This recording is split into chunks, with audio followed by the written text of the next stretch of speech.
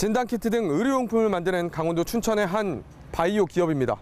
생명 존중과 상호 존중의 가치 실현을 기업의 사명으로 삼고 있는데요. 하지만 억울한 일을 당했다며 YTN을 찾아온 직원들의 말은 달랐습니다. 과연 무슨 일이 있었던 걸까요? 52살 김모 씨, 지난 2016년 장애인 의무 고용으로 해당 기업에 채용됐습니다.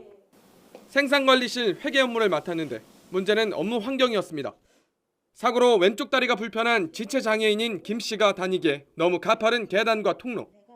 2018년 서류를 옮기던 중 계단에서 넘어졌고 꼬리뼈 골절에 뱃속 아이까지 잃었습니다. 하지만 산재 처리는 생각지도 못했습니다. 사고 2달 전 회사에서 다친 다른 직원을 병원에 이송하며 김 씨가 상사로부터 받은 문자. 산재 처리되면 일이 복잡해진다며 병원에는 일하다 다쳤다고 말하지 말라는 겁니다. 당시 문자를 보낸 상사는 3일 이상의 요양이 필요한 부상이 아니라 산재 처리하지 않았다고 해명했습니다. 하지만 김 씨가 기억하는 건 다릅니다. 그분은 찢어지는 사고여가지고 그게 한 5바늘인가 6바늘인가 꿰맸어요. 그러니까 봉합수 실수를 한 거죠. 3개월 더 쉬었던 것 같아요. 그래서 이런 사내 분위기 탓에 김 씨는 자신이 다쳤을 때도 산재 처리를 하지 못했다고 토로했습니다. 산재 은폐시키게끔 이렇게 지시를 했던 부분이 있기 때문에 저만 이렇게 산재를 신청한다라는 거는 있을 수도 없는 일이고 감히 생각도 엄두도 못 낼 일들이었죠. 병원비는 지원받았지만 회사에서 다쳤다는 기록은 남지 않은 겁니다. 김 씨는 지난 2020년 또 다른 직원 역시 손가락 신경을 잃는 사고를 당했지만 산재 신청을 하지 않고 결국 회사를 떠났다고 말했습니다.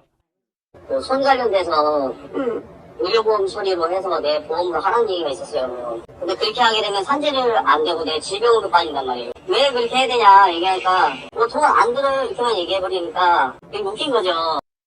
산재 신청이 되지 않는 이유를 묻자 회사는 직원들이 몰라서 그런 것이라고 답합니다.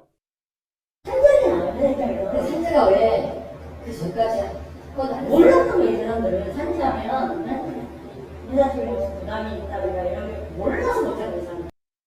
하지만 해당 사건을 들여다본 노무사 생각은 다릅니다. 문제는 회사가 그런 분위기를 조성해서 근로자로 하여금 회사가 동의를 안 해주면 산재를 못하는구나라고 인식이 되게끔 만든 문제인 거죠.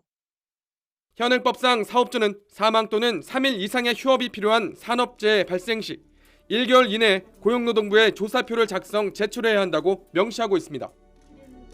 YTN 홍서욱입니다.